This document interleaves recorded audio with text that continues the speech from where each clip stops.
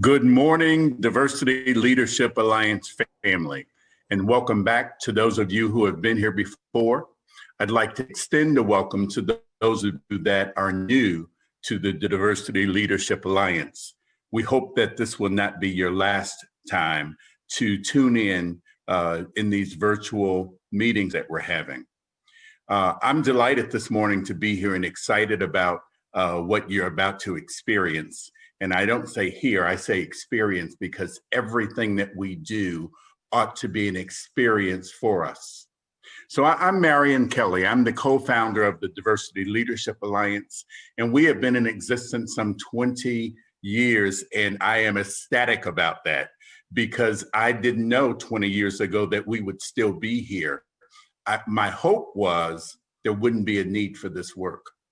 The need is even greater. And so we bring to you community conversations that ignite change. This series has been going since late last year. And because of its popularity, we were asked to continue it. And so we are today. I'd like to thank all of our sponsors of the Diversity Leadership Alliance, and there are multiple, so I will not go through them. Please go to our website so you can see who our sponsors are and thank them. If you know someone that works at those organizations, reach out to them. The Diversity Leadership Alliance is a not-for-profit organization. We could not do the work that we do without partnership of corporate organizations around this valley. So thanks again to them. I am extremely delighted today that we have a group, a duo of people that I'm going to let Joanna introduce later. But just because I think it's important that we level set, before I introduce Joanna, I want you to know that this work that we do is from the heart, it's passion. It's also work that needs to be done as we leave 2020 and the tumultuous year that it was, not just because of the pandemic, but certainly inclusive of the pandemic, but all of the social injustice, the inequities that we saw, the killings of unarmed Black men and women, all of those things, and then the stress of not being able to be with people and family and hug and kiss your grandchildren, children. Those things bring on an additional stress. We hope that this is a light in your day. And the reason that we're also doing this is that we hope that you carry it back to your institutions, your organizations, your place of work, even your home and community, because that's where it starts. That's where we make a difference, is individually with those that we touch and those that we know.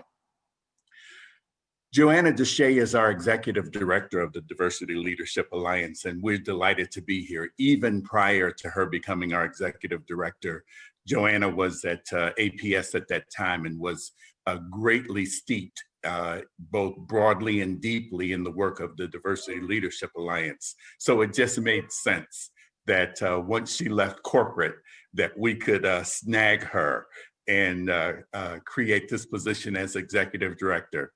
So I present to some and introduce to others the executive director of the Diversity Leadership Alliance, Joanna Deshay. Acceptance. Diversity is acceptance. Diversity is life. Diversity is understanding. Diversity is priceless. Acceptance. All people working together. Infinite. Unity. Most definitely unity.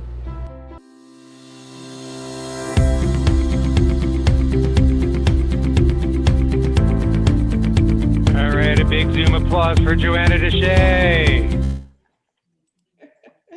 Thank you, thank you, thank you.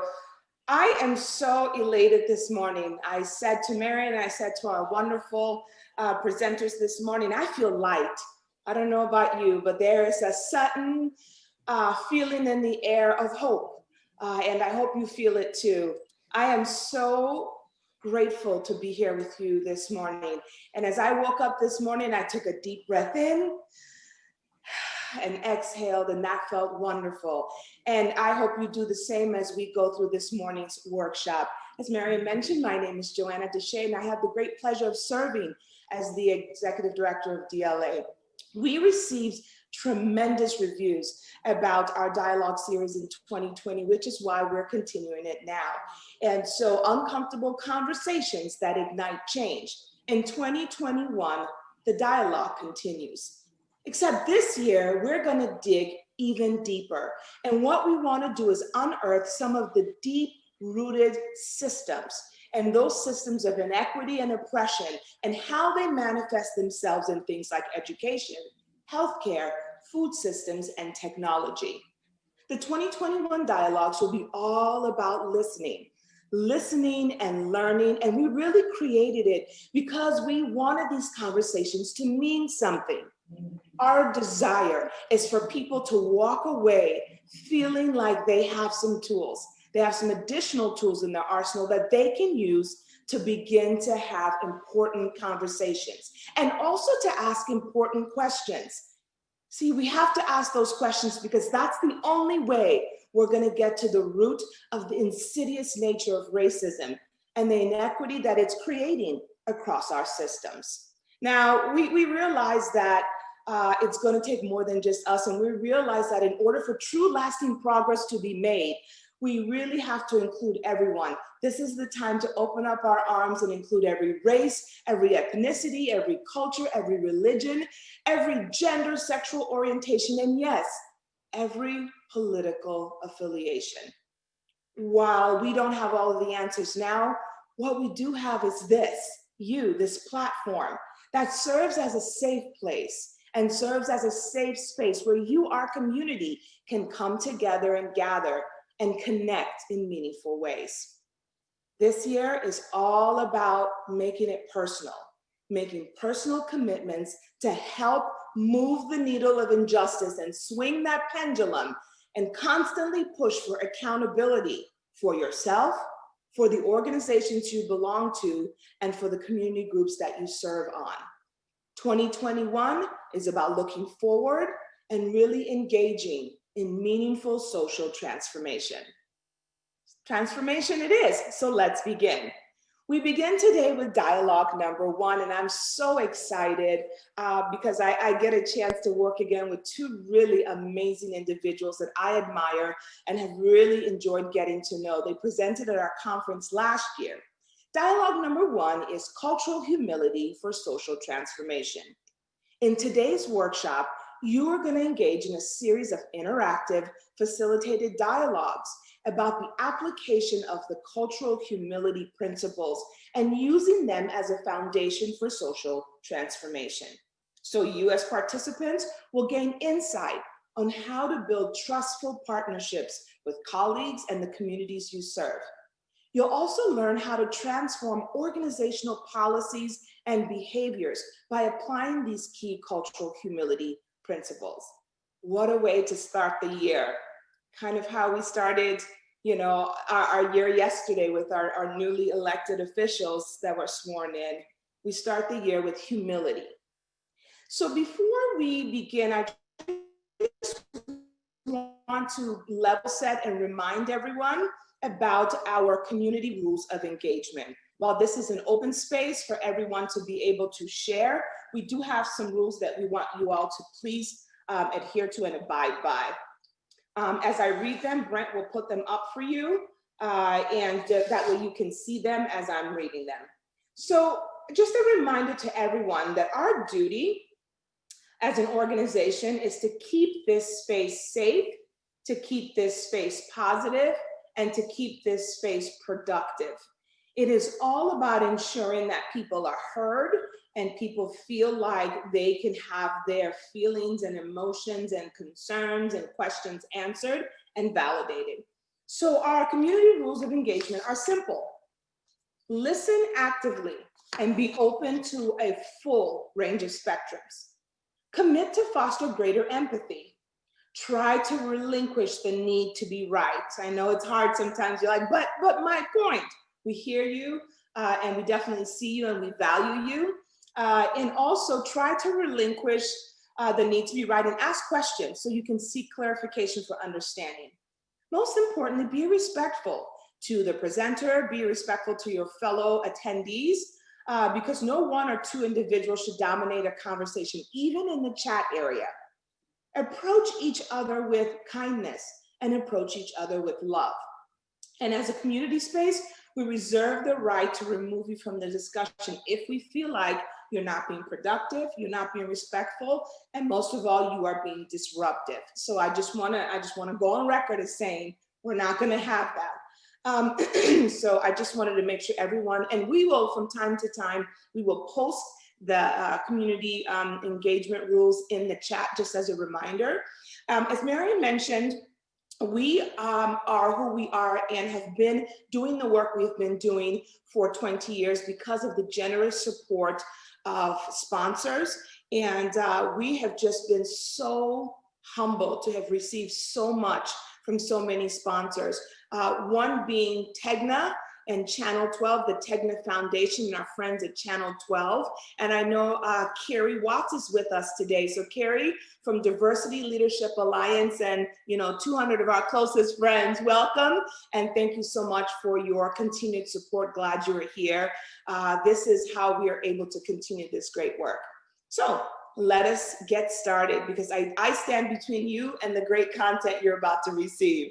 I want to introduce you to our presenters for the day, our cultural humility trainers.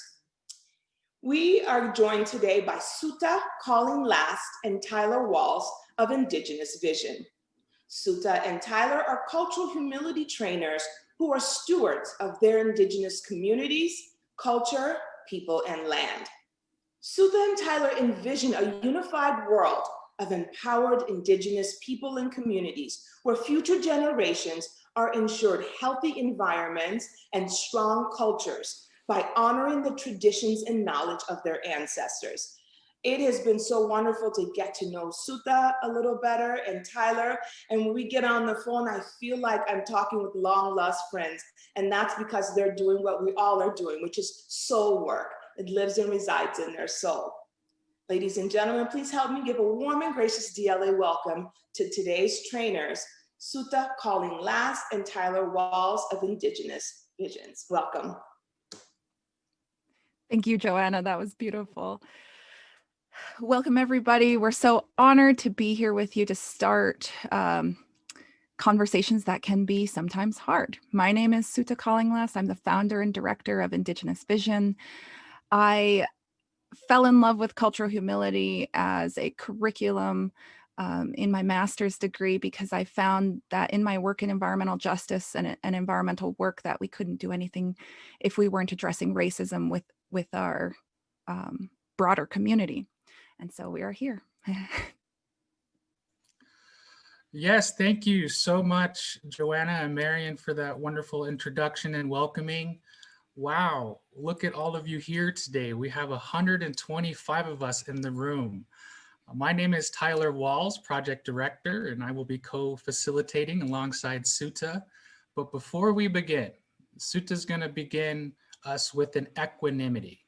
And so, Souta? Yes, this is an equanimity meditation on patience and acceptance. And so you can lower your eyes, you can take a deep breath. This is just to orient us to the conversation we're about to have. And this is Equanimity Meditation on Patience and Acceptance by Larry Yang in the style and language of Ben Ayakima and shortened by me. Please put your attention on the breath for a few moments. Expanding and relaxing, softening. Bring into your awareness an acquaintance or person that you may not know very well. Their history, their successes, and their failures. Find that acceptance in your heart to allow them to be just as they are. Fill them with acceptance, non-demanding patience, and non-judgmental attitude. Embracing them with your kindness. Allow a person who has given you support along your path into the space of your heart. You may not know all the details nor the circumstances, but you are aware that they have had difficulty and ease in their lives. The invitation is to direct your acceptance and your to all aspects of their lives. Fill their entire being with your unconditional acceptance. Allow the image of yourself to join your benefactor. Let the patience and acceptance you have given your benefactor flow into your own heart for your own difficulties, your own mistakes. Find the acceptance and patience to endure your difficulties in this moment, not for some long imagined period of time ahead of you, but just for this moment. And with that acceptance, a love arises, a kindness. Allow yourself to be surrounded and embraced by this energy. And now extend that spacious energy of acceptance to everyone here in this room, allowing the kindness to extend to the light and shadows of each of our personalities, our patterns, our lives, filling each person with that non-demanding patience. Surround them with kindness towards their strengths and weaknesses. And now imagine that your acceptance and your patience are like a gentle rain falling outside, touching everyone without condition or exception, coming from your heart and going far and wide, bringing patience and acceptance and love onto this planet, into this universe. In such a way, we begin to cultivate the peace within ourselves that we wish for this world. Now bring your attention back on yourself and feel yourself filled with the patience and acceptance and love. Let that be your inner being, the warmth of love, the peacefulness of patience, and the acceptance with yourself. And slowly bring yourself back into the room.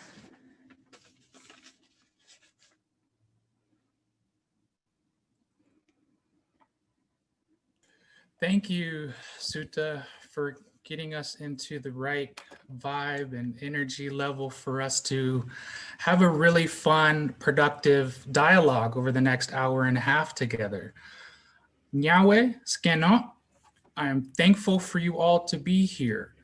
And Onondaga, Nyawe Skeno literally translates to being, I am thankful you are well. And I am thankful all of you are able to be here amongst us today. And a community in which we're all part of. I am very thankful to begin the year with this first dialogue with you all. Before we get going, I do have a few housekeeping checklists I wanted to go over real fast. As you can see, we did decide our trainings, we like Zoom meeting, which allows everyone to interact a little more. And so at this time, I'm going to ask all of you if you can turn on your screen. And it's a way for us to see each other, feel each other in the presence. Due to the nature of what we're living in, this is the virtual reality in which we are able to gather. And so if you're able to turn on your screen, we welcome you to do that at the time and get a feel for who's here.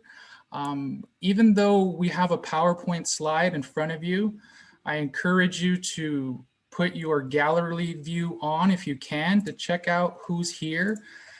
And we're also going to be doing some activities that we would work better if we are to turn on your screens and we could see everyone, as you'll start to learn that culture humility is an in-person training at really what it's for is for us to gain partnerships together. And because we can't come together right now, this is what we have to use. And we're very thankful, at least we're able to do this virtually.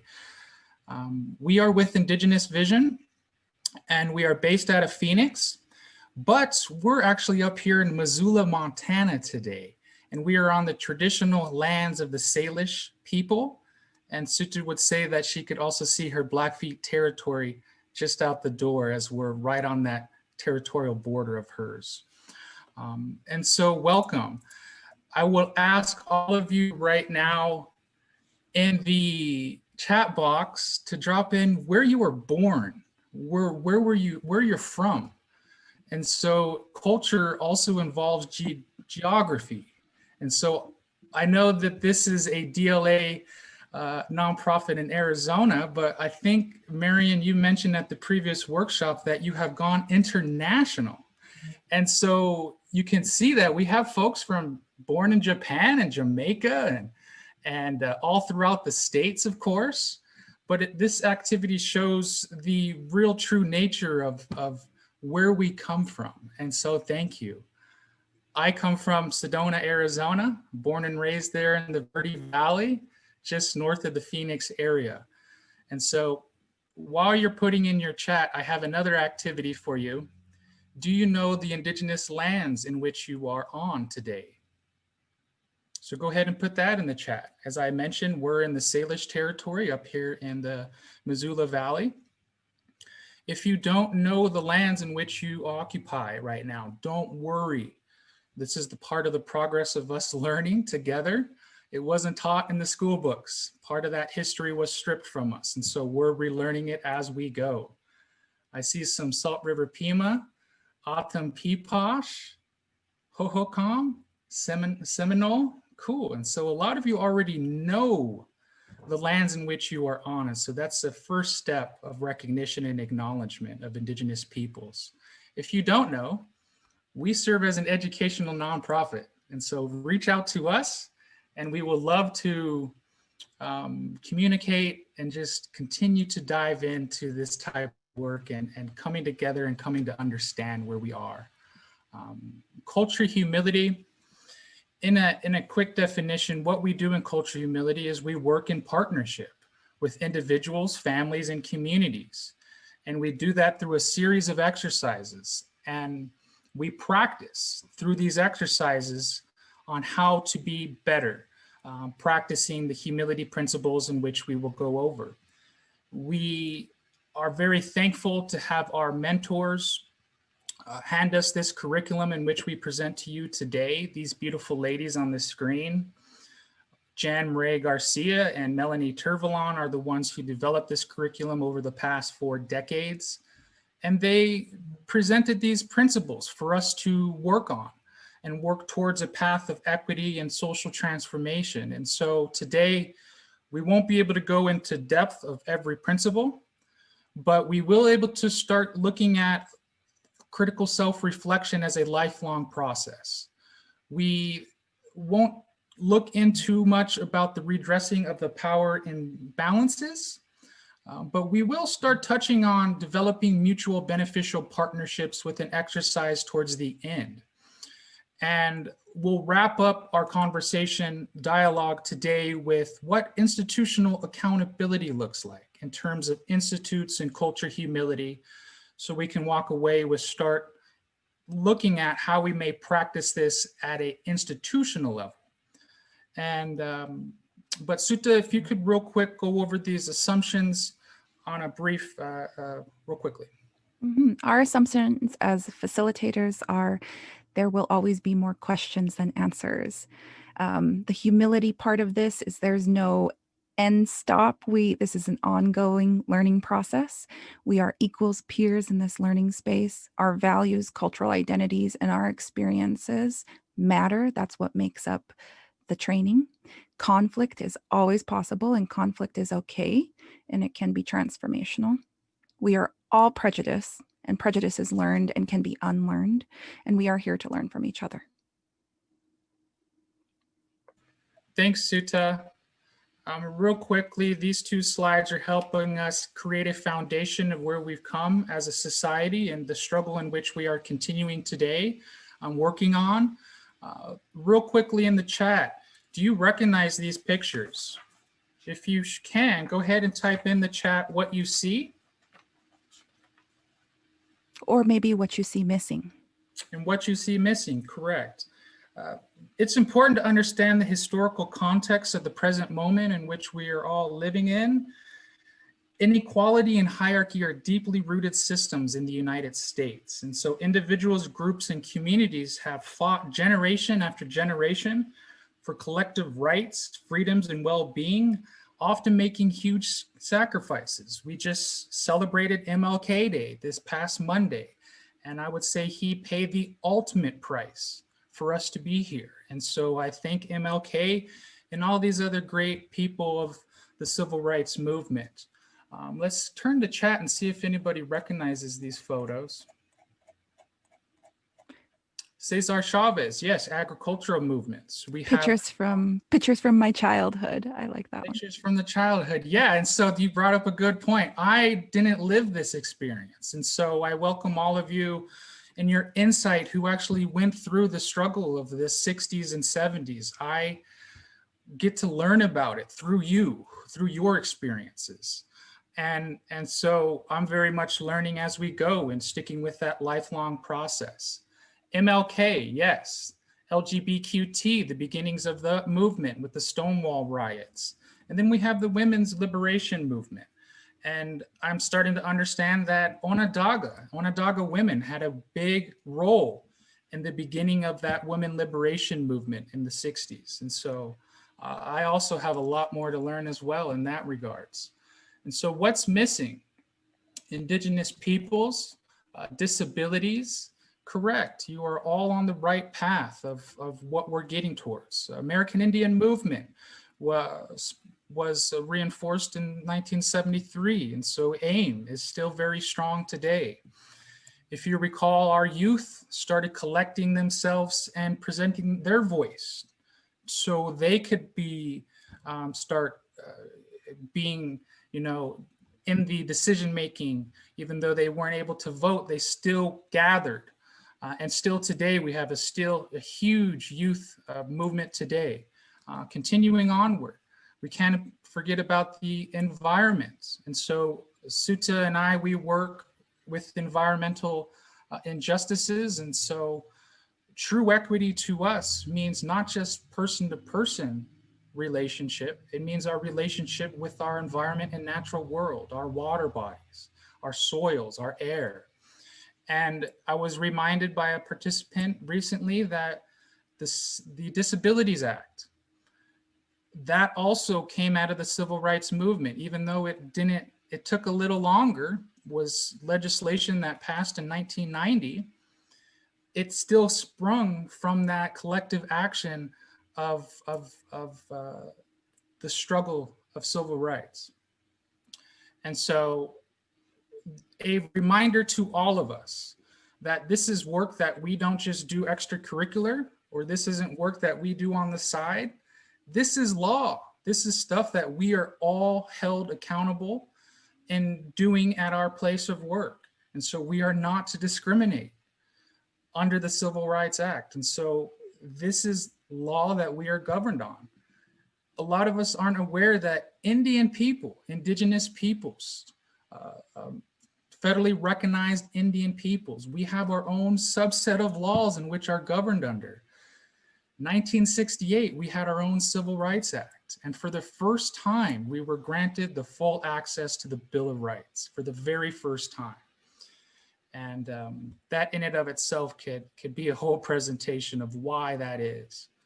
Tyler, hi, Tyler, really fast. I'm going to ask Elizabeth Cantu if you can unmute and maybe show your video. You said something amazing in the chat.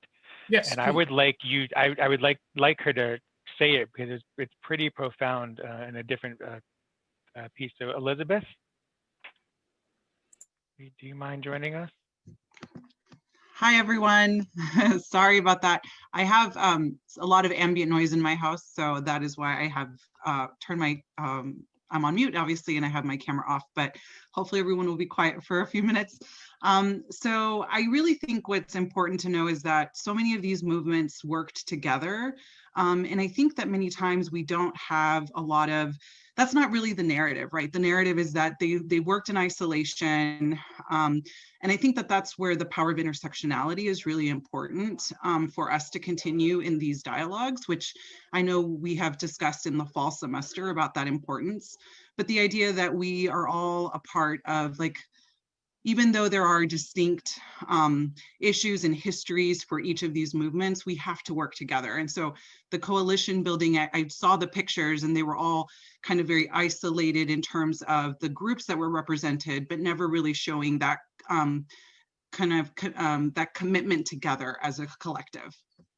That's right. And Tyler, I can't remember the name of the book, but there's I'll put it in the chat if I can remember it, a really interesting book about the way the American Indian movement and the Black Panthers work together.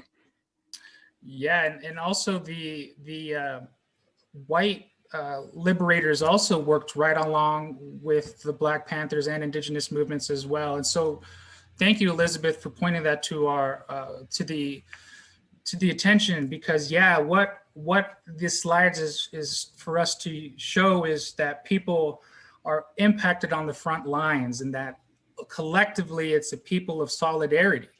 And here we are today collectively working in solidarity to come to understand what all this means and come to a sense on how we could collectively move forward. And this actually works perfectly right into our this next slide, Souta, and the words in which we use and the fluidity of it. Mm-hmm. So often we use words without a shared understanding of their meaning. We won't necessarily go through definitions in this class, but we have to understand that everybody comes with their own definitions. And so part of the humility work is understanding that how other people describe race or power or equity or any of the isms is their truth as well. So that's the biggest part. And I can go on about language, lost in translation, miscommunications, even treaty signings. So that's another presentation. But please be aware that we do use different definitions based on where we're coming from and where we're working to describe these things. So we are now into an exercise, and we're trying our best to keep a good pace because the time is quickly absorbing and evaporating. But we're going to get into an exercise, all right? And this is part of the fun things in Culture Humility, where we actually get to start practicing together. And so if I haven't told you already, please get a pen and paper at hand and start writing down this list of social identifiers. And this is a slide in which we use to just draw out dialogue amongst all of us. And so at this time, please write down these identifiers. And what we're going to be doing is we're going to stop screen share in a minute once you have a moment to write down these identifiers. And we're going to go into an exercise of practicing assumptions. Prejudice, we all hold one way or another, consciously or unconsciously. And that's a learned, and so we can also unlearn that. And so we're looking at prejudice and assumptions with this exercise. But if you're ready, I'll go ahead and read just a few. Physical ability, gender, age, immigration status, what's your family of origin, appearance, body structure, race, and religion. All of these are social identifiers for this particular exercise to help us bring out an activity. All right, does everyone have that? Or have one that they would like. As I saw, yeah. Jackie, you mentioned that. All right, I'm gonna go ahead and stop screen sharing. And at this time, I'm gonna ask everybody to put your video on if you can. I'm not gonna pressure anybody to not put their video on if you don't want to. But if you can, go ahead and put your video on. I know some of you aren't able to or on the phone, but what we're gonna do for the next 30 seconds is just look at each other in silence.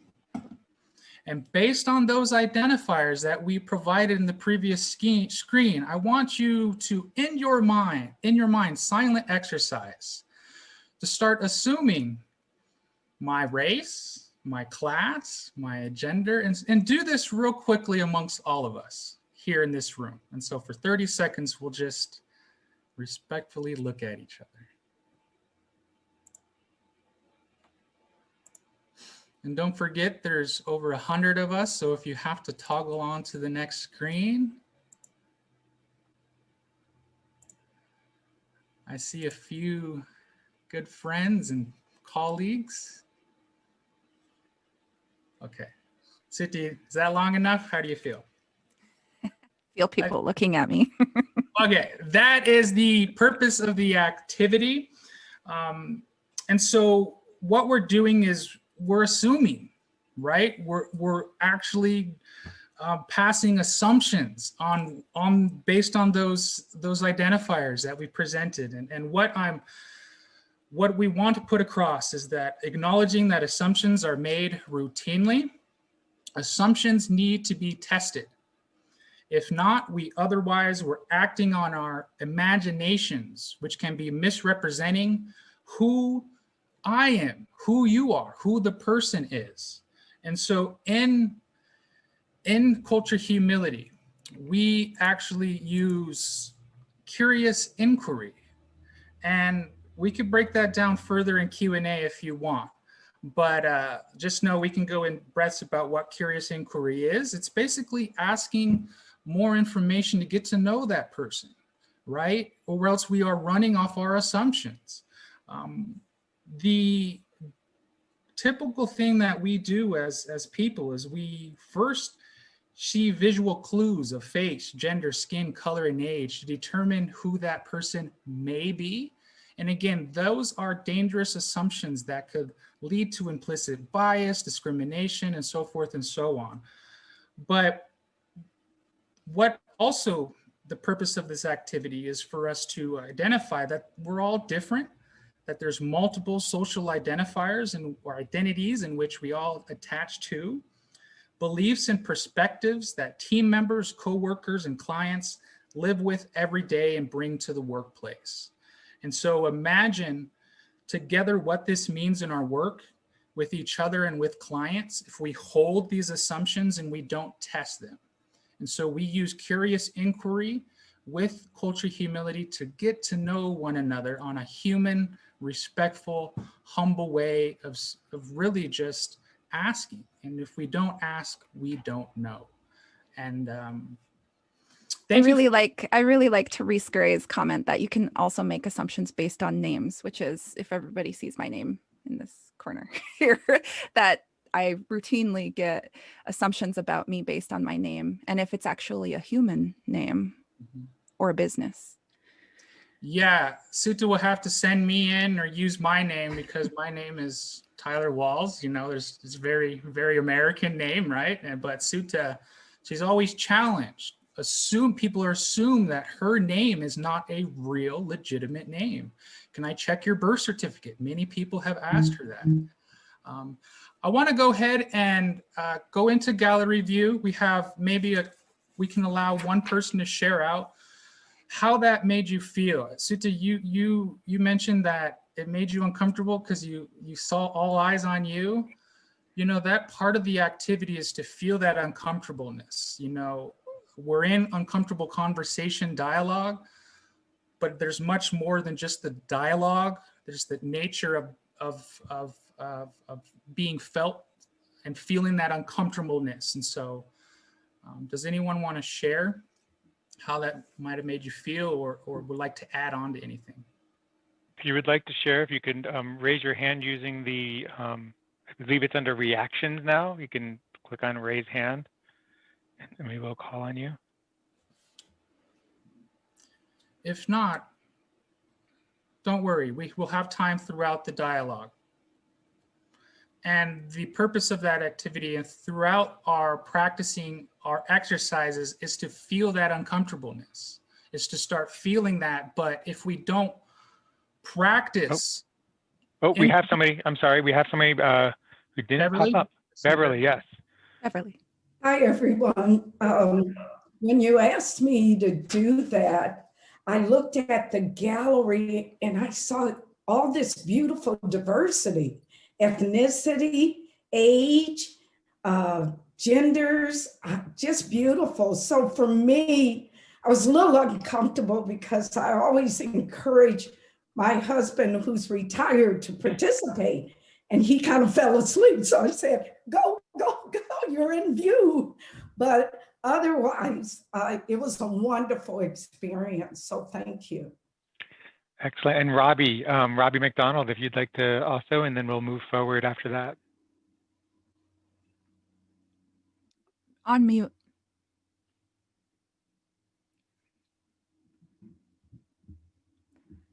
Good morning, everyone. This has been a great experience thus far. For me, it's the name. My name is Robbie, and it's associated with being a male name. So, you know, the uncomfortableness of being fully female and having a name associated with males, provides some uncomfortability. But all in all, that's who I am. I uniquely accept that. And it's just good to be in an experience where we're uncomfortable and we're able to share some of the uncomfortability that comes with who we are. Cool. Thank you, Robbie. Thanks, Robbie. It made me think there's a lot of you who don't have screens on, which is okay, but you could assume just based off names, right? And so Robbie, yeah, if you didn't have your screen on, a lot of us would probably assume that you're a male. And so thank you, Robbie, for bringing that to our attention and sharing. Thank you for being brave, all of you. We are being recorded. And so, but DLA uses the recording for training purposes. And so we are in a safe place to be at home with one another. We are peers in a space of learning. And so thank you. Moving right along, normally in class, we can continue sharing out for another hour, but due to the nature of the time that we're in right now, we'll just continue on. We hope you can continue in your own reflections throughout the day on that activity. But here we are, we're gonna just jump right into the screen share. For you, please go to this YouTube video. Our mentor, Jan Marie Garcia, goes even more into what she calls scripts in which we all are fed and play out within our lives. And she identifies where those scripts come from, what that script looks like, and the impacts in which how we go about perpetuating the scripts and how we unlearn them. And so encourage you to look at this 55-minute video. And I went down the rabbit hole on this one, and neuroscientists call it schemas. The schemas we're born with. Jan Marie calls it scripts. And so these are scripts and schemas that we learn as children and then unconsciously perpetuate those into adulthood. Very interesting. I saw Megan, you put it into the chat too. I just followed you up and put this video into the chat for you guys to, or you all to grab and paste. Thank you. All right, moving right along, we're gonna jump right into culture. I don't wanna, due to time, we don't have much time to get into culture, but just know in class, we also start looking at culture and what that looks like. This slide is to help understand real quickly that culture is a shared system of values and beliefs. It provides us a world lens, emphasizing that it's a learned patterns of behavior. It's ever changing and socially framed. It's expressed in views, attitudes, and behaviors, and sometimes referred into categories in which we're actively in culture humility, trying to celebrate our backgrounds, not so much check boxes into categorizes. But ultimately, culture, we individually define it. Just like those words, we can individually define words, which may be a different definition to me and how you define things. And so culture, you define it differently to me. And so at this time, we would love to know what your culture is. And so in the chat box, let me advance the slide. The examples of culture groups you'll see here: age, ethnicity, religion, gender, geography, socioeconomics, special interests, and sports and arts. You know, Souta, special interests, she loves music. And so at this time, can you go ahead and put in your, if you would like to share. What? And we also want to point out that there is the culture of medicine, the culture of helpers, the culture of mental health, the culture of education, academia. We each have a subculture that we perpetuate. Cool, Marion, I'm just gonna read yours. African, Irish, Scottish American, cool. DLA has its own culture, yes. And so when we get into institutes at the end, we'll start to see that even within our places of work, we have our own cultures within our own practice at work. And so I see one culture is messy and boundary and blurry and celebratory. That's all great stuff. We're all learning at different varying stages of who we are and how we identify with such. And just know, it's growing just like us. It's ever changing. It's a process of growth, right? I consult and very thankful that I get to talk with my 82-year-old grandma regularly. And she provides me insight on how she is constantly changing as well. And so I see some Irish Mexicans, some Lebanese. Thank you all for sharing out. Go ahead and continue to read that chat as we go along. It gets an Beautiful. idea. Yeah. The culture of respecting elders. Thank you, Raj, for my culture. Respect elders and touch their feet for blessings. Respecting that experience. I would love to hear more about that at some point. We can basically what we do in culture humility, we share cultural sharing. And the exercises that we present, we draw out that essence of who we are with the sharing aspect. Cool. Continue on with the chat. I see that you all are very active. We like to see that. Very active. Those of you that haven't seen this video, I know some of you in the audience have participated in our classes prior, but this is a 30-minute documentary right from Melanie and Jan's perspective on the story of culture humility, in which why they were attracted to it and built the foundation of culture humility. But we encourage you to watch that. Let me go ahead and drop that in the chat box as well. It's a 30-minute documentary, and you start to understand that every one of us brings beauty into the conversation, and perspectives matter.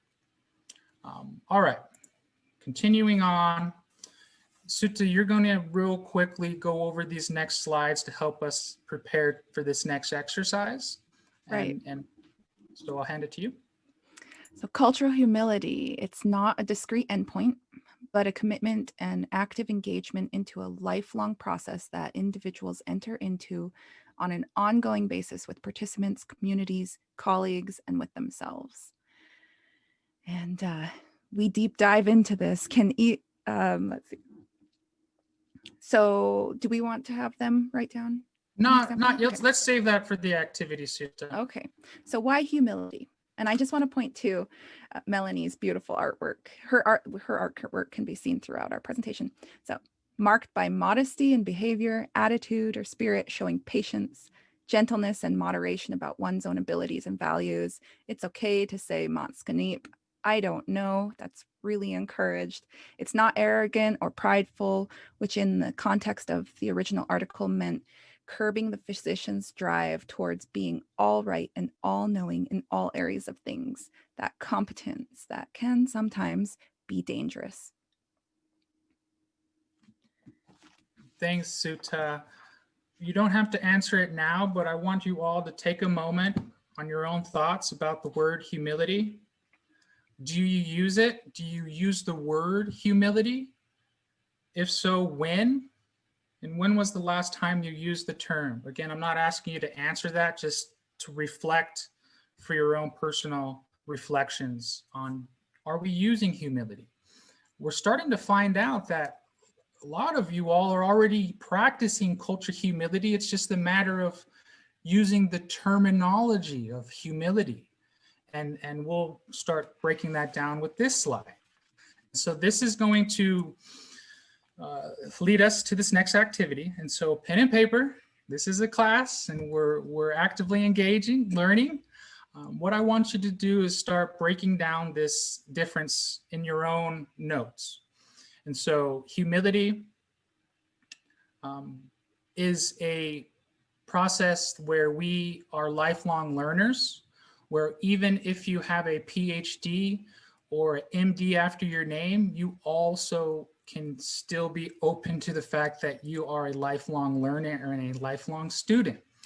In culture humility, we're teachable, we're ongoing and fluid, and we're personal and authentic.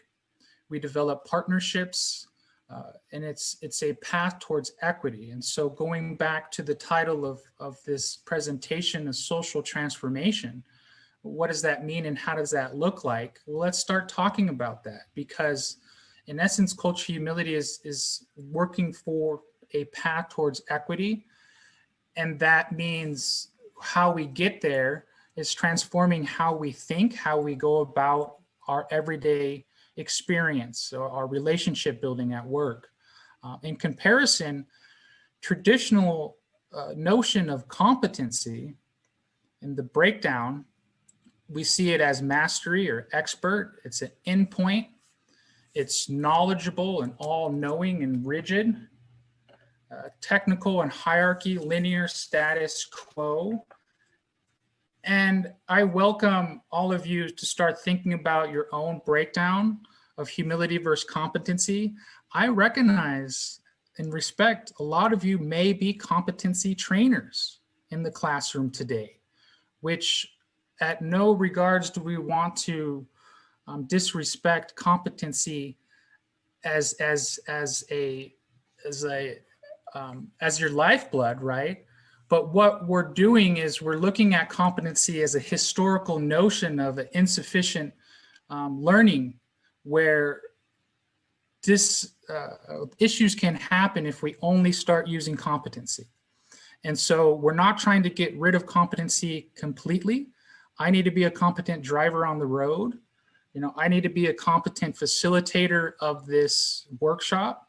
But what we're saying is when we start looking at multicultural education and we start looking at diversity training, we need to start having a humility lens of approach of being comfortable with being a student. And just a short story. So my experience as a Blackfoot woman with competence and humility got me docked 25% of my grade once in a range management class because I mentioned that a historic site did in fact belong to Blackfeet people, and that our origin story was very close to this sacred site. And I undermined his authority as a student. And this was a non-native anthropology teacher teaching range management and anthropology. And we have to think about who is competent. Is this non-native man from the Midwest really the competent expert voice on Blackfoot territory?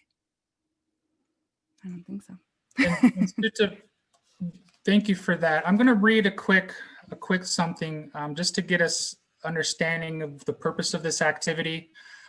But while I'm reading this, I want you to start answering these questions as we're going to start breaking out into a group here afterwards. How do you understand this contrast? What stands out for you in the comparison? Is it distinction?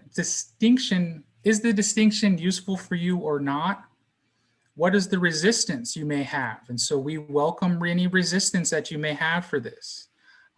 How will you use this in your work?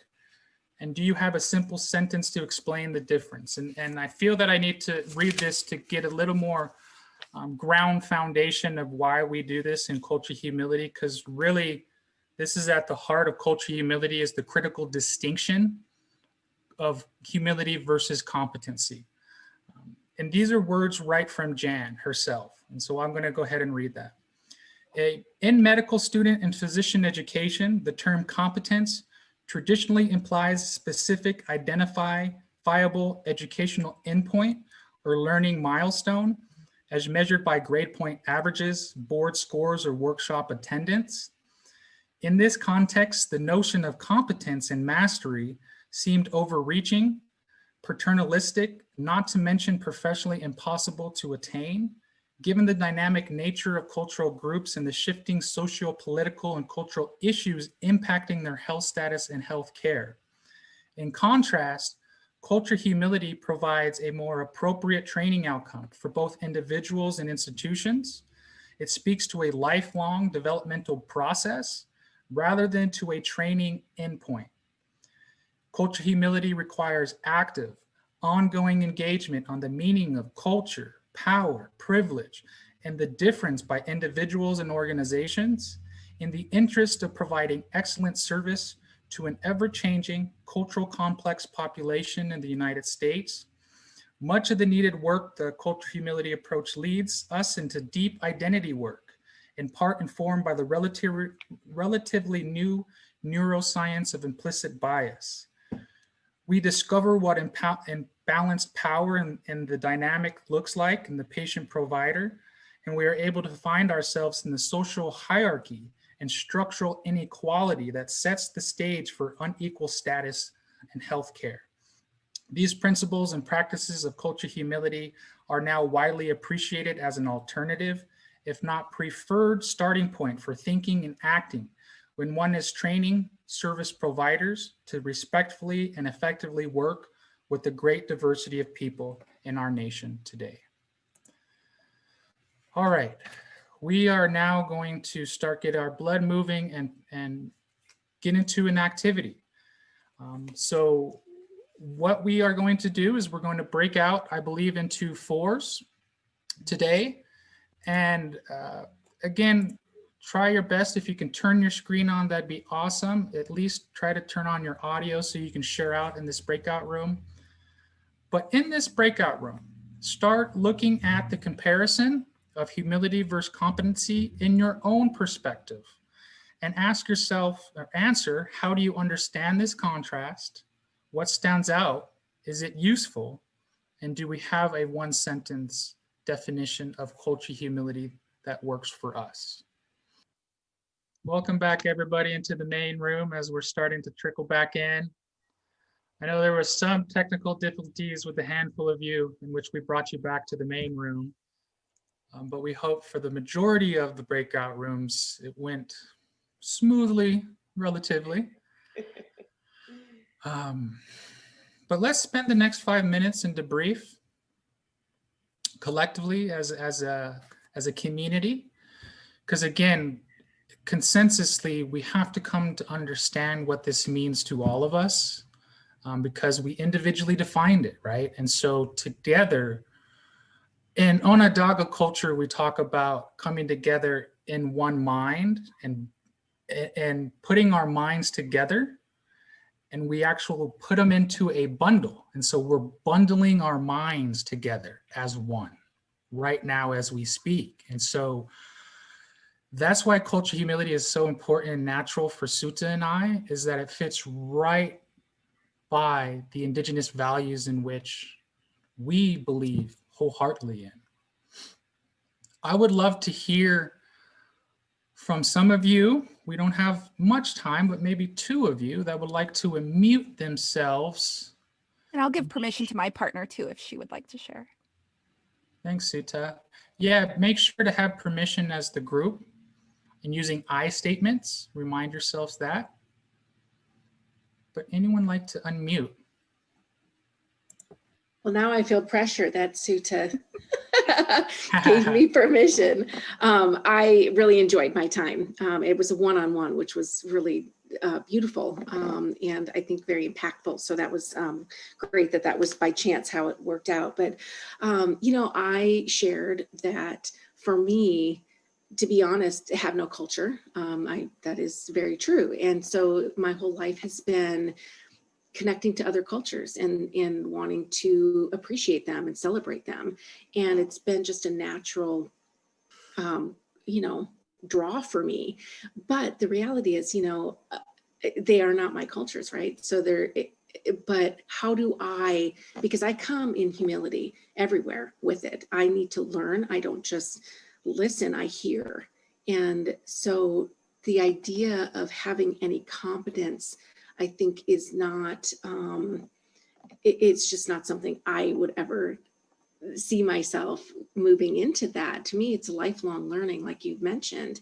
And so I think the culture of, we talked about that, and Souta, if she doesn't mind, said you have a culture of diversity based on humility, which is beautiful. And I wrote it down. I'm going to hang on to this, but I appreciate it. And I think the thing is there's a difference between competence and confidence. And how do I continue with gathering this lifelong of celebration and learning about diversity and celebrating it? How do I carry that in and talk about it? Because it's not a competence, but it has to be a confidence, right? So that was kind of one of the things that we talked about. Right. Even having the confidence to be wrong and make mistakes when they happen. Yes.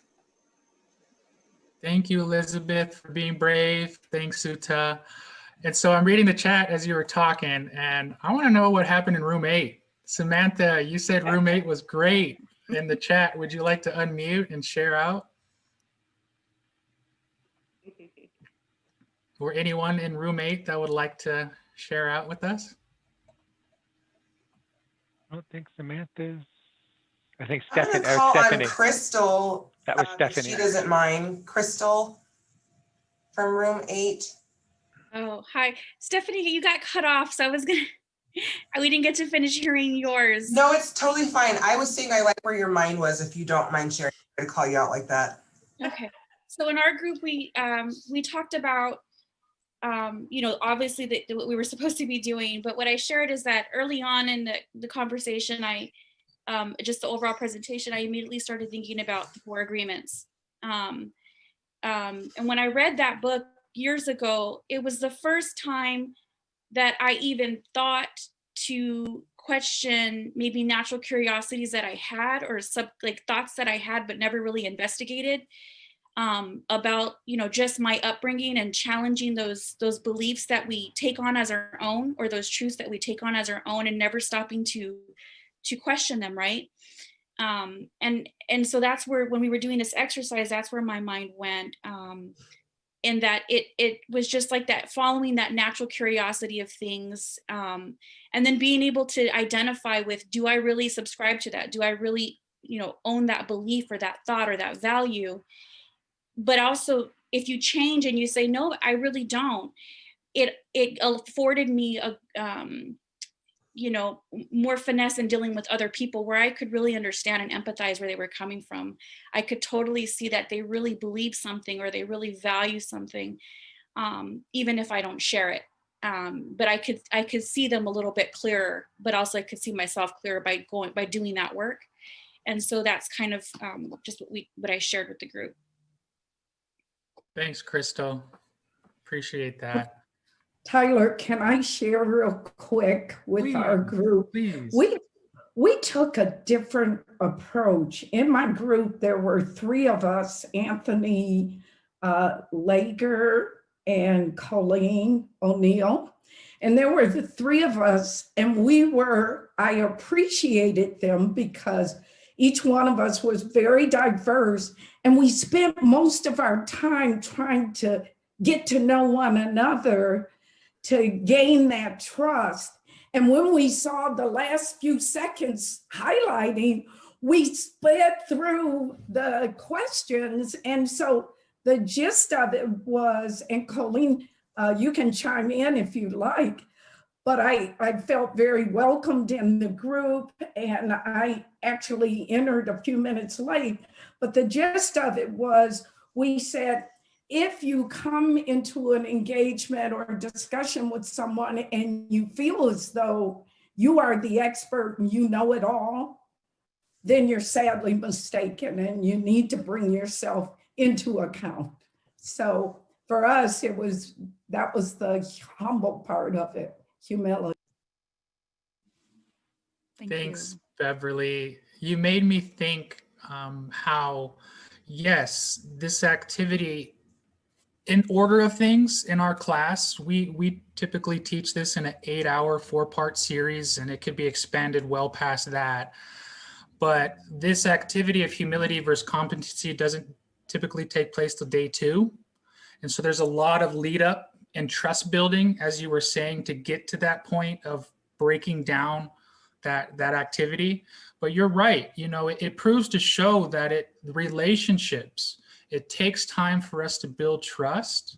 And it's okay that you use that time naturally to first establish that, right? Before you get right into it. And I think that's part of the challenge that we face, is we get right to work without understanding and appreciating who we are as individuals and the value in which we all bring. And building trustful partnerships takes a lifelong process.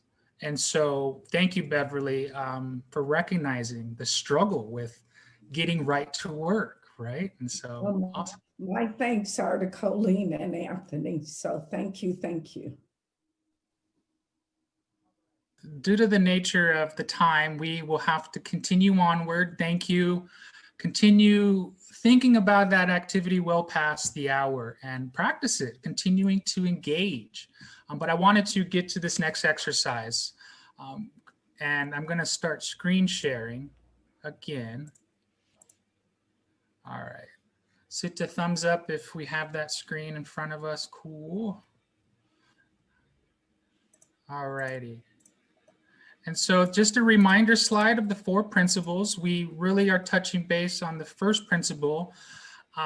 We're not going to be going into the power imbalances today, but we are going to start looking at how we can develop mutually beneficial partnerships with this next exercise. And then finally, we'll have a real brief presentation on institutional accountability. But first, to set up this next exercise, Souta, do you want to talk about dialogue real quickly and how we use dialogue? Yeah, so just think about the words a little bit. Do we feel, what are the feelings you feel when people say, can you come into my office? I need to have a discussion with you. Or think of the feelings you feel when you have someone say, I would like to know more about that. We should continue our dialogue. Those are very different feelings to begin with. So I personally feel fear when I hear, I'd like to have a discussion with you. And that's because of the innate nature of discussion is usually in the form of a lecture, or we have one person discussing a topic with the other person. On the other hand, dialogue is a back and forth conversation. Yeah, discussion is assumed seriousness. Thanks, Ronalda. Thanks, Souta. In Culture Humility, we actually go down and break down dialogue or discussion in class. But just know, in humility, we use dialogue. It's more open-ended, it's more fluid, it's more relative in nature as far as being open and changing itself. But Souta, lead us into this by reading this, if you could.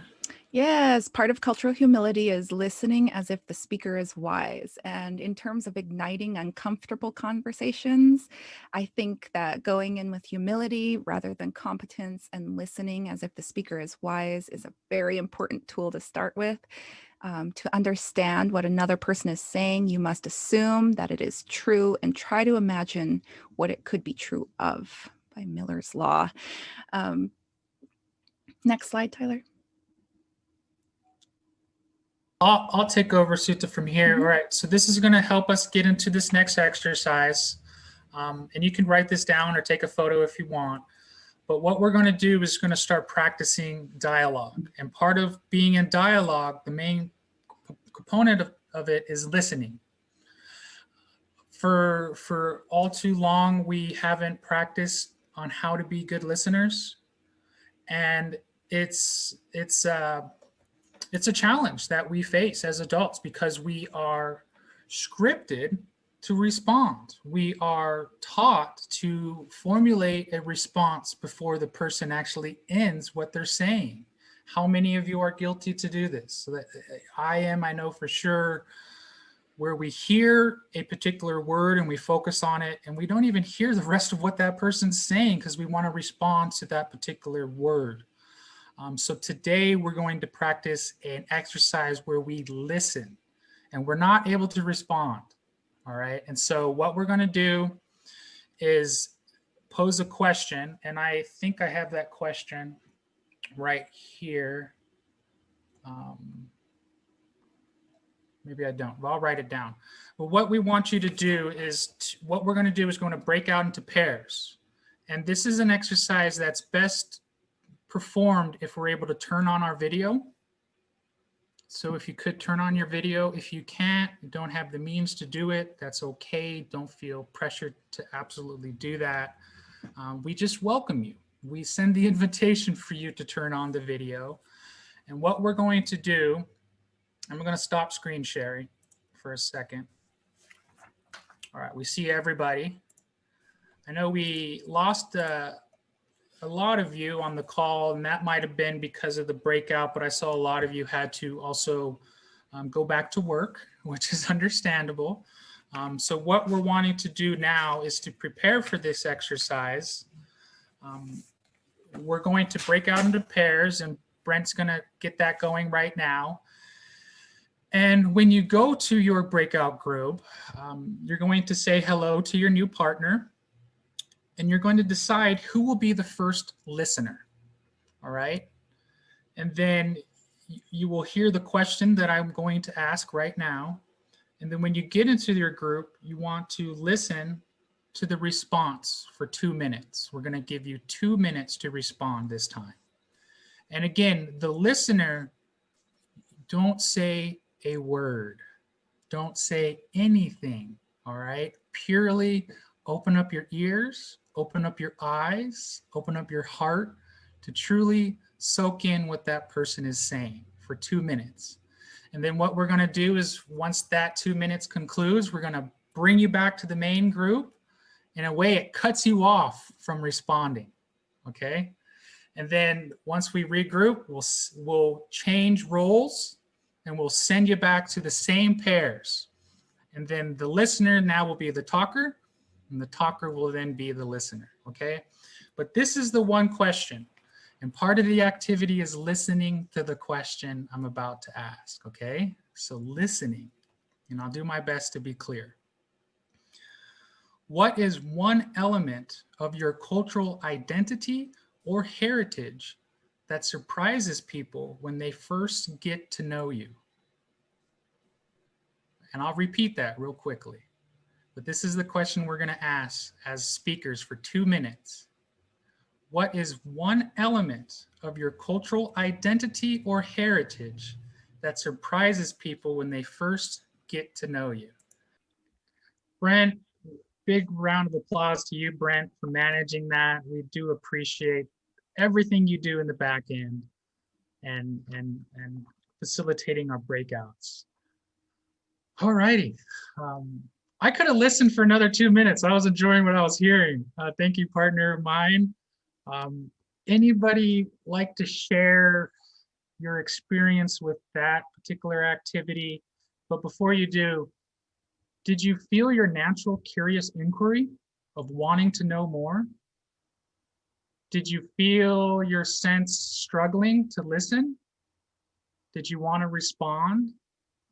And if you were a talker, did you have a hard time filling the 2 minute void? Let's hear from some of you. If you want to unmute yourself, this is a good time to do so.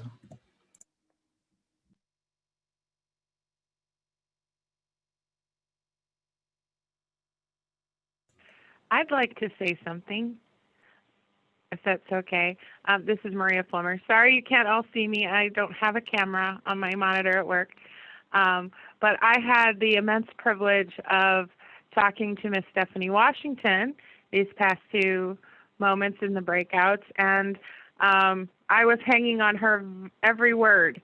It was hard not to say anything, but not because I wanted to interrupt to add anything. I just wanted to, you know, in happiness, show how interesting and exquisite the information I was getting from her was. So, because she was talking about her heritage, some of her heritage, spiritual beliefs from her grandmother, which actually coincides with a lot of my current spiritual beliefs at the moment. And so that? it was, yeah, I know, it was like kismet. I'm like, can we trade numbers? Like, I want to get to know you. Oh, I love that. That's awesome. And yes. Okay, I'll put mine in the chat. I don't care if everybody sees it. Anybody can call me. And you know, everybody, this is something that I love the listening exercise, because every time we do it, especially in person, we have people who work at the same places who don't know things about each other that have been working together for 20 years. And they have made assumptions based on names. about the other person, and when we do the listening activity, they find out that after 25 years of knowing this person, they had no idea. Mm-hmm. So. Yeah. Tyler, if I could just add in, you know, with Souta, this is what I think is part of the divisive nature of workspaces and the divisive nature of, you know, the structures that we are in. And it is incumbent upon each of us to fight that structure. And I don't mean like physically fight it, but like push through it so that we can find things out about each other. I'm always overwhelmed when I would manage a team of people and I'd put little cards together. I used to play a game called Did You Know? And people would just write down facts about themselves and we would drop it in a bowl and you had to pick it out. And it's so amazing how people always got mine wrong. You know, it'd be in a big group and they draw a card and says, I am Russian. And then they're like, I don't know who wrote this, but this is a joke. And they would chuck the card and I'm like, no, I wrote that. That was me. I'm Russian. And they're like, that's weird. And I said, why is this strange? I've worked with you for 10 years and you never once bothered to ask me, you know what I mean? Again, so it's incumbent upon each of us. That's the uncomfortable part, is just to ask. Even if you look at me and go, oh, African-American female. And I go, no, African Russian. And they go, wow. So, you know, it's really, and it's hard to do because sometimes you're not really sure how it will be received.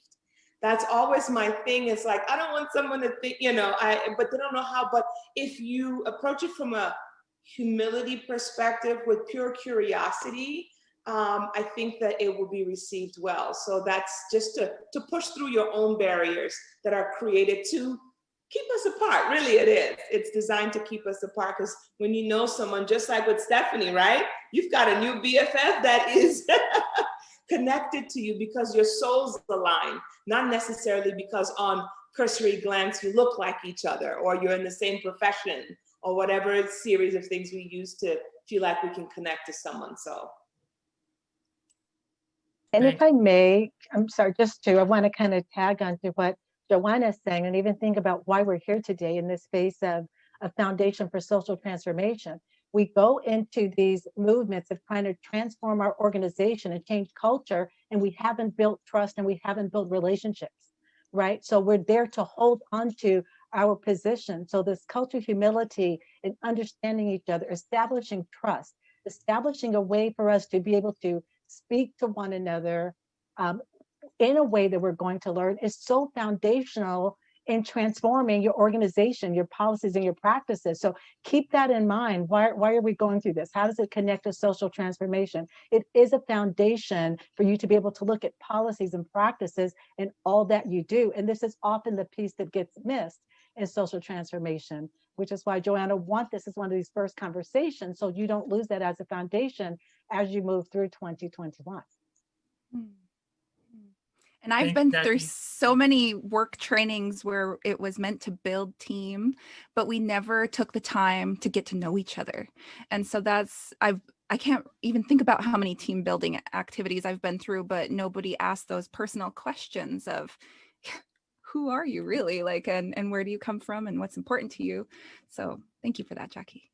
Yes, thank you. It actually leads perfectly into the last presentation slides that we want to cover before we open up the Q&A, and it involves institutional accountability. And so what does it look like now? Let's bring it back to our places of work. We look at institutions. And so the first exercises of culture humility are looking at it in a self-reflective exercise where we start practicing where we are, self-reflection, and so then we start looking at an institute, and so here we are, and I'll switch over to the next slides, and this will lead us into what institutional accountability looks like and how we can start practicing this cultural humility in our places of work to help us create social transformation. All right. Let me advance. Again, the reminder slides, Melanie has always taught us to drill these into you all.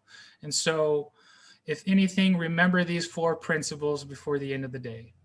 and know that it's a lifelong process. And that we can't get to institutional accountability until we get to self-accountability. Yeah, and so there's a lot of work. It takes 3 days before we even get to institutional accountability in our classes. And so know that this was a real brief, condensed version of our curriculum. But we hope that these last slides will help get us into understanding of how we could start practicing at an institutional level. Souta, do you want to take over these next few slides of accountability? Sure. So institutional accountability: demonstrate cultural humility and organizational strategies and practices, acknowledgement and assumptions of responsibility for actions, products, decisions, and policies, including the administration, governance, and implementation within the institution. And I will add, Souta, if I can, that at an institutional level, culture humility is about personal, interpersonal, and institutional transformation. They are connected one to another because human beings are in relationship with each other across each of these dimensions. Whether you're HR, whether you're administrative, whether you're janitorial, whether you're project director, we're all human beings within that capacity. And so they're human being relationships within all dimensions and dynamic within the institutes in which we work. So that's why we present individual first, and we look at institutions also as themselves. And so Souta, continue if you can with this slide. Yeah, institutions and cultural humility, the basics: community representation in every opportunity, and pay people. I just recently started getting paid as an environmental speaker, but I've been speaking about it since I was 17. So I went about 20 years unpaid, on panels, at events, at the Capitol. I'm constantly asked by environmental groups to come give the Indigenous perspective, but I was unpaid. Key decision-making in infrastructure committees, match human resources practices to deep and careful review for non-discriminatory hiring and treatment. Pay attention to the small instances where power, privilege, and cash override love, health, and healing as the motivational social forces. So this completely takes management as we know it for the last 50 or 60 years, turns that around, and it makes the employee and the frontline person the most important thing in the organization, because they are usually at the front line of providing those services and talking with the customers. Yeah, thanks, Souta. And I'll add, to going back to HR practices, we've come to learn that there's many cities or institutes that we're coming to learn that they are asking hiring questions. When they're actually hiring folks to join their team, they're asking what their stance of, do they believe in diversity, equity, inclusion, right? And so you can start infusing some of the diversity questions on how you want to go about things at your institute and ask them in your HR hiring practices. And so I just wanted to emphasize that. But we, again, going back to the community, we respect the community wisdom and expertise and consistency at every opportunity with the values and principles of culture humility. And so community, we all serve the community one way or another, whether it be private, public, nonprofit. We're here to serve our clients, our community. And so we welcome the community in every stage of growth as institutes. Souta, do you want to read this slide? Yeah, funny, I thought I did. Consider a public review of the client experience.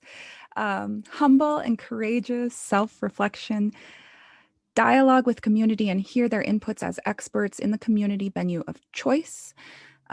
Where your building is, what it looks like, and who you're talking to matters. Work with the power imbalances by distributing the knowledge and decision making often and freely. How often so we're a nonprofit and we're guided by the community. How often do we talk to the community? And what are the avenues of communication? Am I reachable or am I untouchable?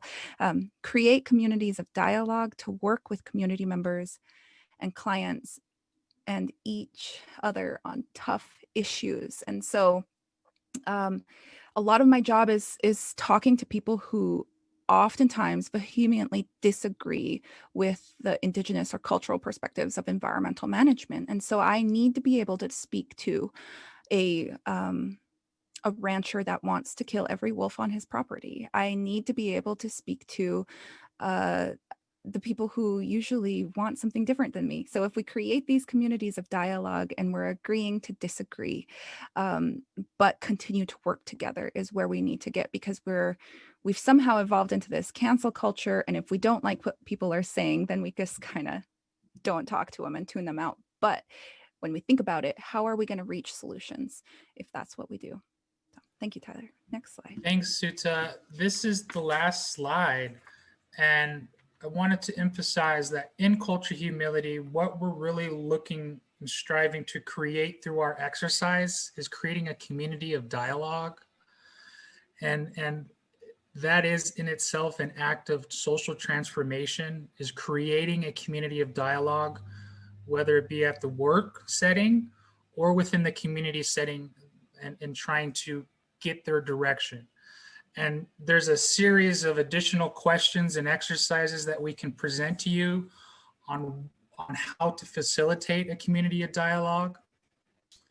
But due to time, we don't have that opportunity. So I welcome all of you to our class, our community dialogues, free, open to the public.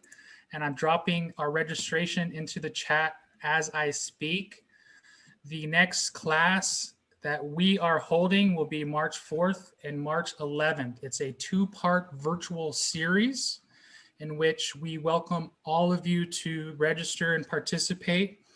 Our class does fill up, and so we do close it when we reach a capacity. So that is what we have for you today. We thank you. We are really honored to learn alongside of you today. Learn and support us. We also are a nonprofit educational provider where we do all kinds of fun things. Culture humility is just one arm of what we do.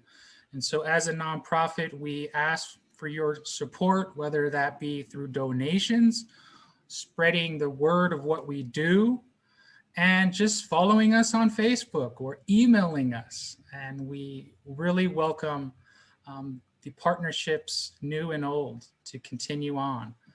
With that, I'm going to stop screen sharing and open the rest of the hour. I think we have 10 minutes of Q&A before I hand it back over to Joanna to wrap up our dialogue for this morning. Whew, let's all take a big breath. And at this time, if anyone wants to ask a question, and Brent, if you want to help facilitate this, we welcome that. You got it. We will. You know, can you just tie this just a little bit more with social transformation, really a bit? Like how can we go back now to our workplaces, right? And say, okay, what can I use this information for? How do I share this little bit, right? With people so I can make that transformation in my organization? Great question. Souta, I'm going to hand that one to you. Yes. So we've got 62 participants on right now, and each one of you has the opportunity to go back into your places of work and also, you know, leave the training today and think about the principles of cultural humility. And that first principle that we covered in depth today, that dedication to critical lifelong learning and self-reflection. And I think self-reflection is a really good one to start with, because I still do it, and I am sometimes dumbfounded by the prejudices that I hold and I continue to hold, because I will go into a workplace or the grocery store, I look around, I make superficial judgments of people, assumptions based on how they look. And I know they're doing it to me as well, because that's the world we live in. But then the next step of that, when I use cultural humility to really start to think about where that comes from and how it's happening, it can disrupt that thinking process in myself. It makes me check my own assumptions. So I invite all of you to self-reflect, check your own prejudices and your self-reflections of where those come from. What brought you to believing it's true? Who told you that it was true? And so once we do this, we can really start to dismantle any form of discrimination or prejudice that we have within ourselves. And if we share that with a coworker, then it can lead to some really great discussions on what's happening within your organization and how the organization can transform into be reflective to the current employee needs and who you're serving. So that's a long answer. Sorry about that. That's great. Thank you so much. And Megan Young has posted a question, and if someone would like to raise their hand or whatever, we can also unmute you, but she had a question in the chat regarding sharing some Indigenous land management practices. So what I'm going to ask Souta, if you could email those to me, and what I'll do is I'm going to add them to when we share out the video on YouTube, Megan, we'll put those in that as part of the response there. So that'll come in the next week or so, okay? Thank you.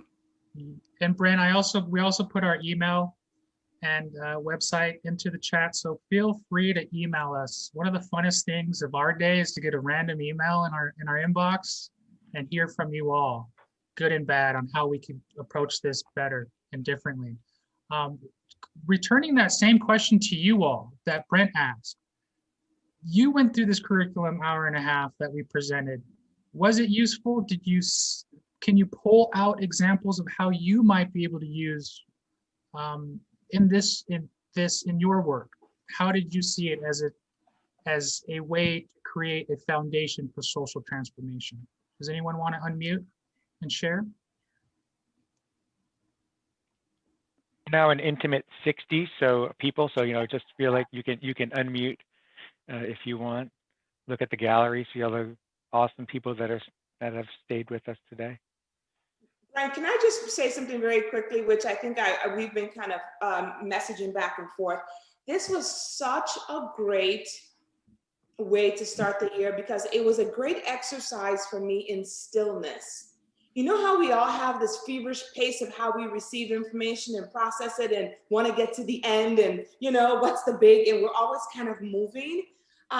There was some natural moments of stillness that I really appreciated. Even starting this with the meditation piece, I thought, man, imagine if we did that for children every day before they started school, or if we did that in a workplace. There's some places in the world where workers that work on plants do Tai Chi before they start their day as a way to center and ground them all to the same place.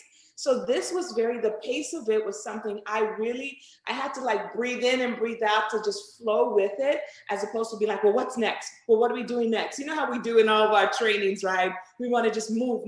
And this allowed me to just kind of let the energy move me as opposed to me trying to push forward. And that's very different for me. These guys know I'm like 30 things at once. And this was wonderful because I think it's in that stillness that you'll be able to hear a lot.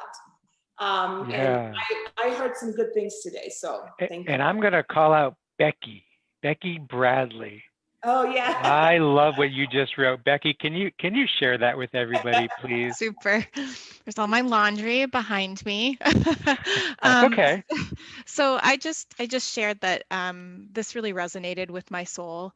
I feel a deep connection to the environment. I'm trying to slow my life a little bit more, and I had shared that really this year I'm consciously, and I do it often throughout the day, be where my feet are, versus thinking about where things are next and what do I have to do, and just life. So be present in my moments. I am so writing that down. That's my next quote. Be where my feet are. Be where my feet are. All right. I'm going to do a little shout out, and I'm going to put a little pressure on the guys, the gentlemen who are out there. We've heard from a lot of women today, which is fabulous. We love hearing everybody's voice, but I want to also make sure we give an opportunity. I know Anthony, you're here. Rico, if you want to chime in, you don't have to, but I'm going to put you on the spot here a little bit. I'll jump in. So part of the work income that I do is working with equity and addressing those concerns as an employer. And I think in a lot of ways we need to, just from an employment standpoint, we need to get away from the punitive and get more towards the educational, because I think in a lot of ways we're very policy driven, and it's like, you violated policy, this is the sanction, as opposed to actually opening up and having those conversations, because we're scared to offend people. We're scared to ruffle feathers when it could just be genuine curiosity. Like, I want to learn about people. And I think it's that lack of learning and the lack of understanding that breeds a lack of empathy, that breeds the friction and divisiveness that we're all experiencing. I mean, 2020 hit us with that straight in the face, and we need to acknowledge it, recognize it, and step back and think, okay, how can I be a better employee? How can I be a better colleague? How can I be a better coworker? How can I be a better citizen? And part of that, a huge part of that, from my perspective, is learning. All of us, I'm staring at 15 different faces, and they all come with a culture and a history. But if we're scared to talk about it, if we're scared to acknowledge it, we're not going to get anywhere, and it's going to lead to more friction. Excellent. Thank you, Anthony. And I am going to own something. I made a mistake. I made an assumption, and I got called out on it, and I appreciate it. I even know Rico. I know what a wonderful, beautiful, amazing woman she is, that she works with our youth. I'm sorry, Rico. And You know that's what, we do, folks. We apologize. No. You needn't apologize. Rico is actually my nickname. And the O, of course, is in the masculine. ¿Verdad? So I don't have any, I understand that people might say, you know, call me man, but child, I am all woman. Thank you, Brett. But I think so. I'm going to share this. So there's a lot of reading going on out there, right? With lots of books and stuff. And one of the things I've been quoting earlier, Ijoma Alua, and one of the things that she says, and other people are saying, if you make a mistake, you own it, you apologize, you move on. Mm-hmm. Done. It's all good. Yes. So just keeping that in mind. That's something Tyler and I reflect on a lot, though, and I always give Tyler a good pat on the back for he is a man who was uncomfortable with talking about racism or race just a few years ago, and somehow the diversity field is primarily women. What is it about like that makes me want to have a grandmother's council for the United States, but I'm glad this is women-led, and I thank you, Anthony, for your comments. But no, it is wonderful, and along with that, you know, there were conversations are changing, and I know for me, I'll share again. Last year, some things happened, and I was going to Joanna, what do I do?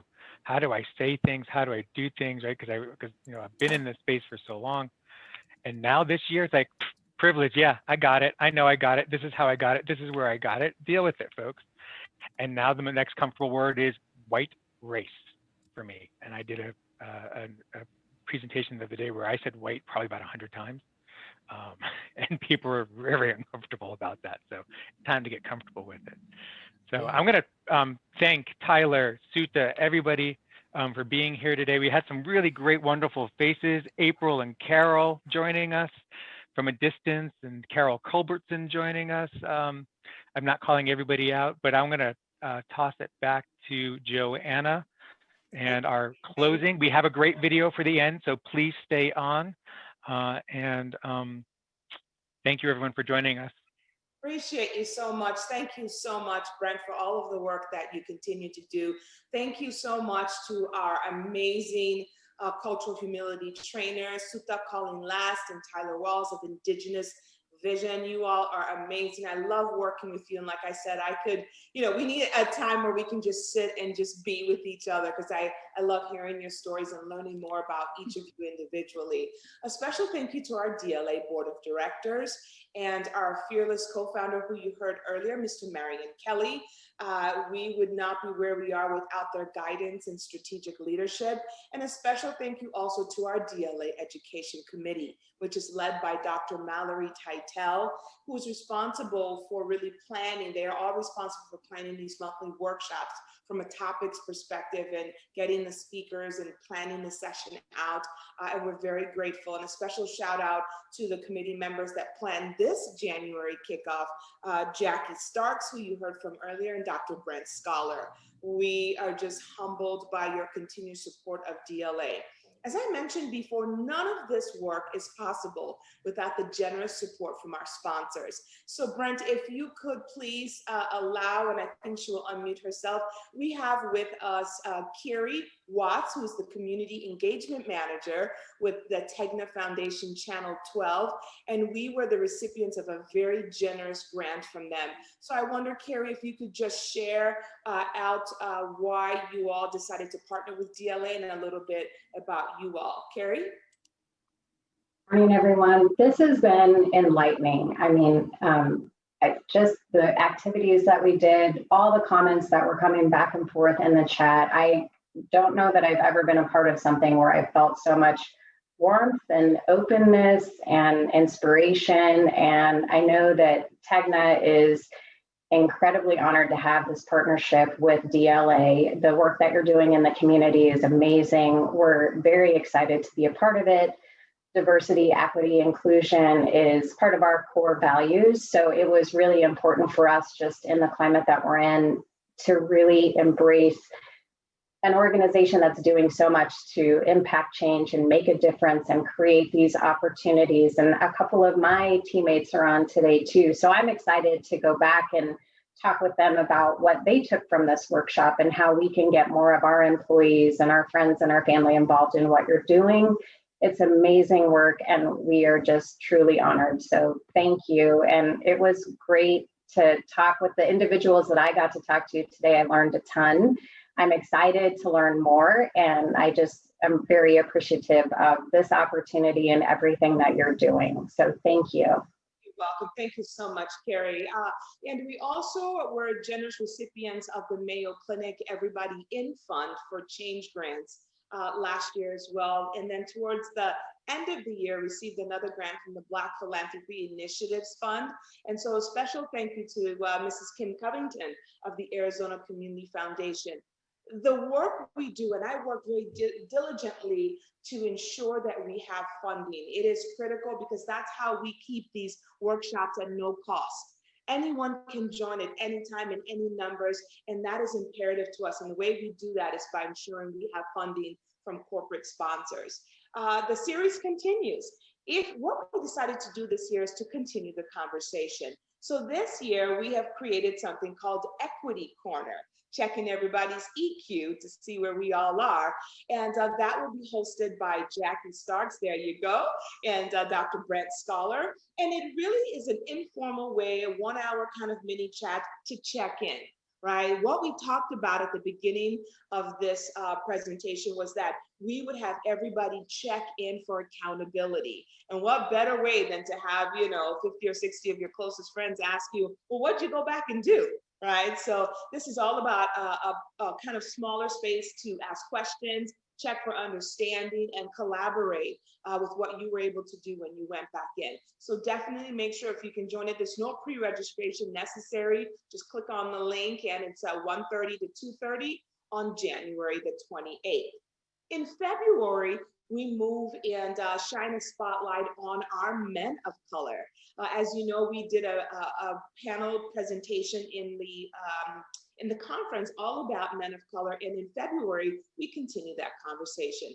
February's workshop, which will happen on Thursday, February the 11th, from 9 to 11 a.m. is called Unveiling the Invisible Man, the social transformation of seeing, valuing, and really having a new respect for our men of color and how to navigate all of their spaces. So we've got different men that represent different age groups, that represent different professions, that represent different perspectives that will be guiding us through a conversation, which will be facilitated and moderated by board member Mr. Esen Otu of SRP.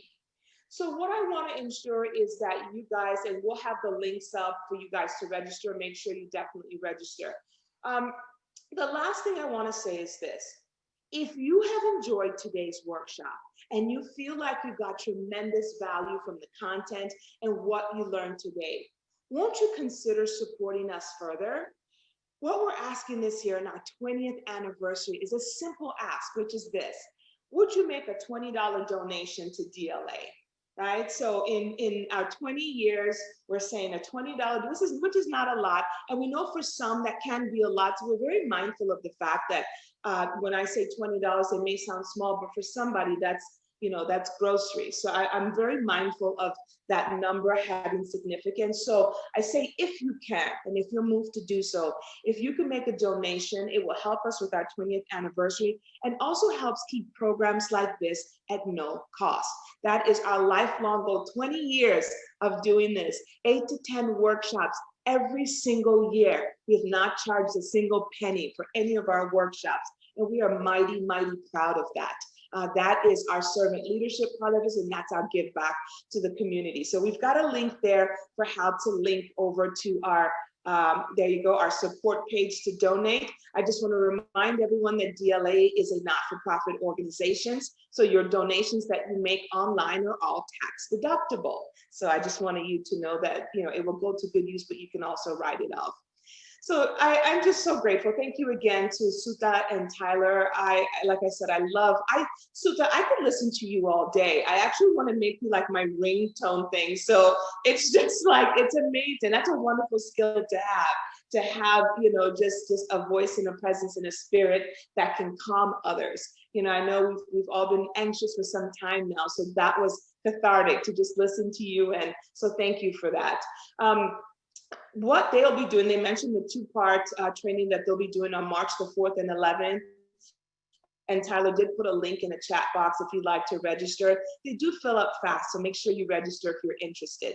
So as we depart today, I want to leave you with a little bit of hope. And we have all been awakened by the new space and place that we are in now. And so I thought of what a befitting way to end today with a little video, which is Wake Up by John Legend. And as you listen to the words, let it kind of sink within your soul and your spirit and drive you to how we can all be charged and renewed with hope for a better and more peaceful world. Diversity is acceptance. Diversity is life. Diversity is understanding. Diversity is priceless. Acceptance. All people working together. Infinite. Unity. Most definitely unity.